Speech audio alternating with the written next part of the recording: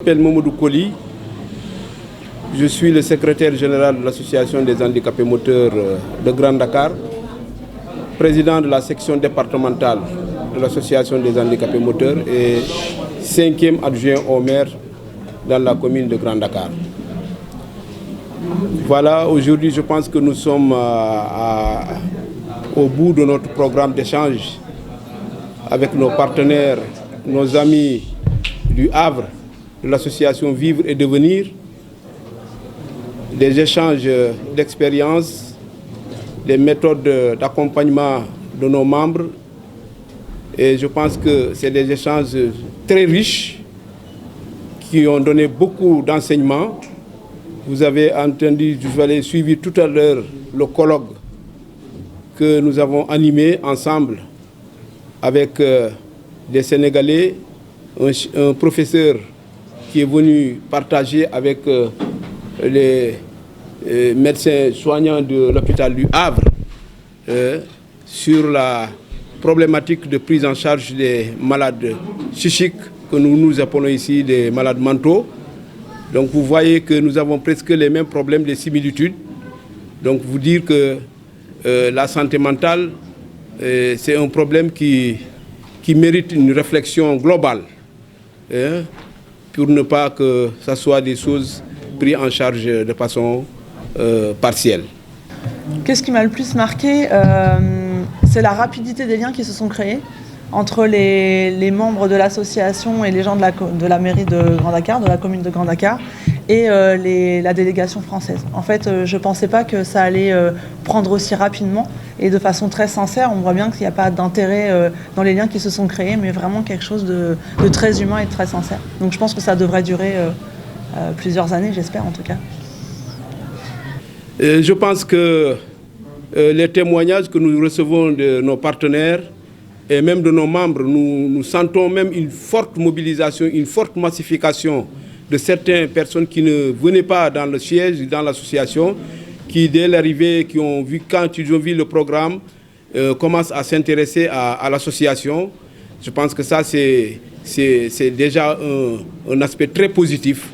Nous avons aussi appris que leurs membres qu'ils accompagnent ont eu des progressions de réhabilitation très satisfaisantes en travaillant sur ce projet, en les responsabilisant, en les permettant d'aller démarcher pour le matériel qu'ils vont amener pour notre association. Donc c'est vraiment réconfortant et c'est ça les objectifs qui ont été visés. Ce ne sont plus maintenant, ce n'est plus de partenariat où ils vont venir nous donner de l'argent, du matériel seulement, mais c'est un partenariat gagnant-gagnant. Alors je m'appelle Marie Delarocque, je suis directrice du dispositif Habitat à côté court sur le Havre, de l'association Vivre et Devenir. Ce projet, ça faisait quelques années qu'on voulait le monter, mais ça a mis un petit peu de temps. L'idée, c'était de pouvoir signer une convention entre deux associations dans le champ du handicap, l'une handicap moteur et l'autre handicap psychique, pour s'apporter mutuellement en fait des expériences, des savoirs et se soutenir aussi entre la France et le Sénégal. Alors, aujourd'hui, vous êtes presque à la fin de cette belle aventure. Qu'est-ce qu'on peut retenir par rapport avec les malades que vous avez amenés à vous? Alors, déjà, au niveau de notre délégation, il y a eu un réel impact sur l'état psychique des gens avec lesquels on travaille. Déjà dans le montage, avant de venir, et ici même, en fait, c'est des gens qui ont des troubles assez sévères et qui vont très bien, qui ont passé un séjour extraordinaire. Donc déjà, rien que pour ça, c'est une grande victoire pour nous. Mais au-delà de ça, ça a été le lien qui s'est créé entre les deux associations, entre les personnes même, on dépasse l'institution, mais vraiment entre des personnes où ça a été très fort. Et ce qui a été très intéressant pour nous, c'était on avait une idée un peu de ce qu'on pouvait nous amener comme soutien à l'association de Grand Dakar. Mais le fait de venir sur place, on va prendre des contacts. On a vu la réalité vraiment du terrain, on a vu le dispensaire, et donc ça nous donne des idées encore plus précises sur lesquelles on va pouvoir travailler de retour en France et surtout de préparer la seconde édition où on va inviter la délégation sénégalaise, de Grand Dakar, au Havre. C'est une collaboration qui va continuer et qui va aller de plus en plus à crescendo. Je pense que normalement c'est nous après qui irons en France aussi pour visiter leur cadre institutionnel, visiter leur manière de vivre, visiter leur manière d'accompagner et de voir de visu la problématique des personnes en situation de handicap de la France. Ce partenariat entre la commune de Grand Dakar et la commune du Havre. C'est ça qu'il faut comprendre. Nous allons au-delà des associations et nous avons considéré que la commune devait prendre ça en charge, participer, et pour que ce partenariat réussisse. Nous ne pouvons pas ne pas réussir un partenariat aussi important où ce sont des personnes qui ont des handicaps, qui doivent sortir de leur handicap pour être des hommes et des femmes à part entière qui vivent ce handicap comme une maladie qui part et qui va purement et simplement disparaître. C'est ça qu'il faut comprendre, c'est ça l'objectif. C'est pourquoi la commune de Grand Dakar a voulu être au cœur des activités et donc c'est ça qui nous a amenés aujourd'hui à ce colloque.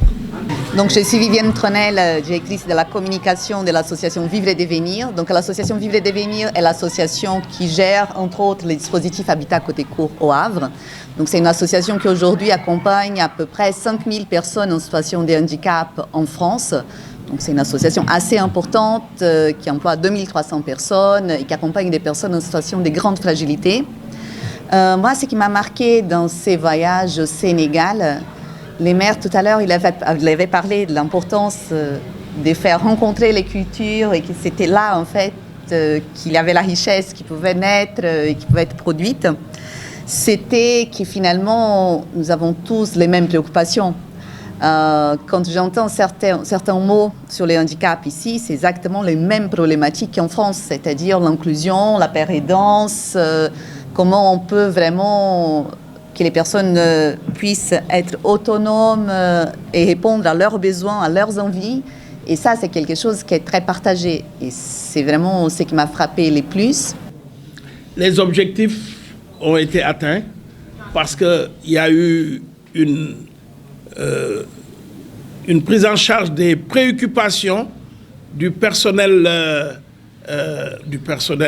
de nos amis qui sont venus du Havre, qui ont des difficultés psychiques, mais aussi une participation très forte des membres de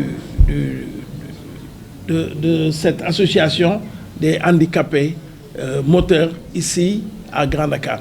Et donc, si les deux associations ont pu voir une évolution de leur situation, je pense que ce ne peut être qu'une réussite. Et je considère que ce colloque et la visite de façon générale a été une grande réussite pour nous. Objectif en s'appuyant sur ses forces. Ce qui est intéressant aussi dans ce service-là, c'est que les objectifs à travailler ont tous un début. La prise en charge a un début et une fin. Mais ça ne veut pas pour autant dire qu'on arrête la prise en charge de la fin. Il peut encore avoir des choses à retravailler et on continuera à l'accompagner. Je voudrais faire un petit point sur la place des familles qu'on remet actuellement dans nos soins avec le développement des programmes d'éducation thérapeutique. Et que malgré la différence des moyens, parce que c'est vrai qu'il y a une différence des moyens, les moyens qu'on peut donner en France aux personnes en situation de handicap ici ne sont pas les mêmes. Il y a en revanche d'autres choses ici. Je pense que les gens ici sont moins seuls. Et ça, c'est quelque chose, surtout dans le domaine de la santé mentale, qui est très compliqué. La solitude, ça va vraiment renforcer ces rôles qui va jouer une société qui est plus soudée, une famille qui est plus soudée autour des personnes. C'est vrai que ça va apporter finalement des choses qui parfois, avec tous les établissements en France, tout l'accompagnement, cette partie plus humaine et plus relationnelle se perd un peu. Donc c'était vraiment très riche. Et avec des belles rencontres avec les équipes municipales, avec les équipes de l'association d'handicapés moteurs du Sénégal. tellement de belles rencontres. Et vraiment, je pense que ce qui a été important aussi, et c'est ça qui a fait la richesse de ces projets, c'est que c'était un projet de tout un groupe. Ce n'était pas une personne, il n'y avait pas de leader en fait. C'était vraiment tout le monde ensemble autour des mêmes objectifs et des mêmes envies.